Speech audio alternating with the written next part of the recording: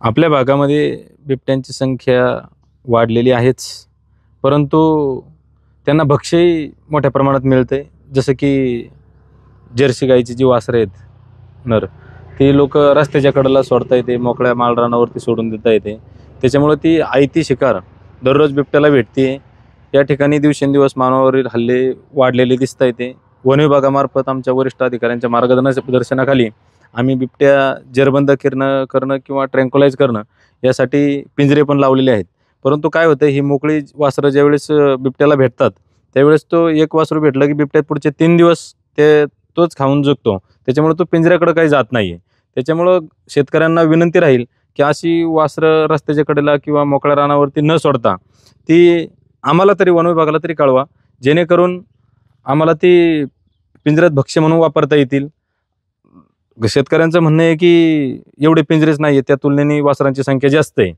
परंतु आपण पिंजऱ्यांची संख्या जरी कमी असेल तर आपण ती ज्या ठिकाणी शेतकऱ्यांना बिबट दिसतोय त्या ठिकाणी आपण ते बांधून ठेवू आणि त्या ठिकाणी ट्रॅप कॅमेरे लावू, जेणेकरून जर ते खाण्यासाठी बिबट आला तर आपण त्याला डॉट मारून ट्रँक्युलाइज करू शकतो, जेणेकरून आपल्याला या भागातून बिबट लवकरात लवकर नेण्यासाठी चांगला फायदा होईल त्याचा. आज खरं पाहिलं तर आज एवढं आपण इथे गोरे, कारण त्यांना आज 2-2 लिटर दूध पाजायचं आणि त्यांना सांभाळायचं. शासनाने तर असा निर्णय घेतला आहे की गोहत्या थांबवली, मग त्यांचं होणार काय त्या गोऱ्यांचं.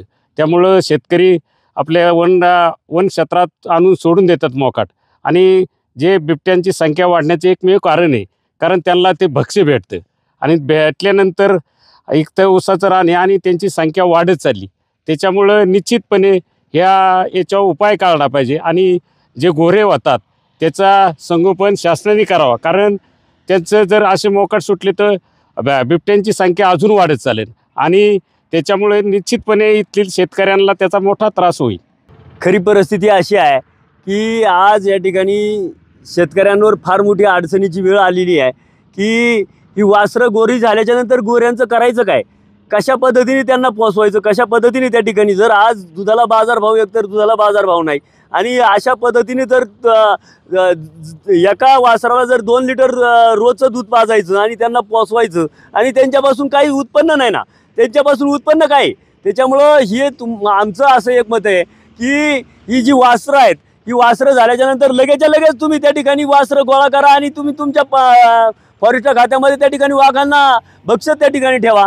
आमचं असं म्हणणं आहे की कुठल्याही परिस्थितीत हे काम झालं पाहिजे, बिबट्या कमी झाले पाहिजेत, असं आमचं या ठिकाणी म्हणणं आहे.